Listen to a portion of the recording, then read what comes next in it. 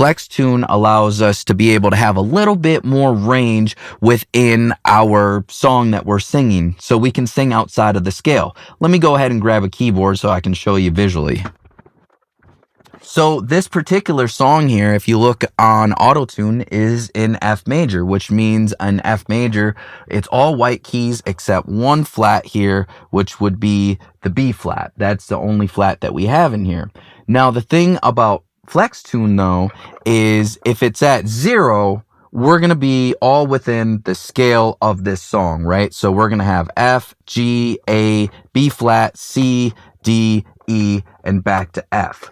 However, if we increase the Flex Tune here, right, and we put this up to more like 40 or 50 like that, now this singer is going to have a little bit more range. So let's say that instead of singing an A, they sing an A flat.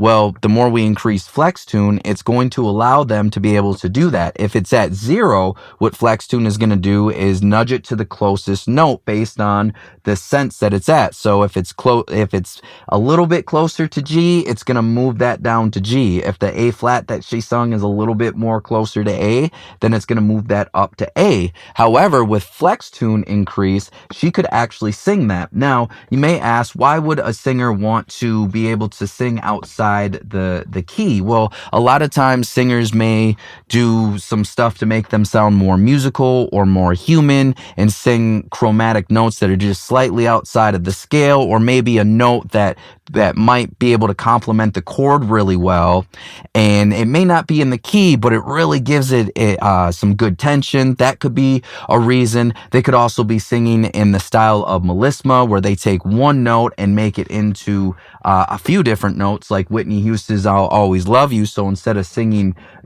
I and holding that out, she might go I. I don't know if that's actually the right notes. I should have pulled up the sheet music, but you get what I'm saying. And that's why you might want something like Flex Tune. And so now you'll see with Auto-Tune 2026, we're able to have a visual representation of that.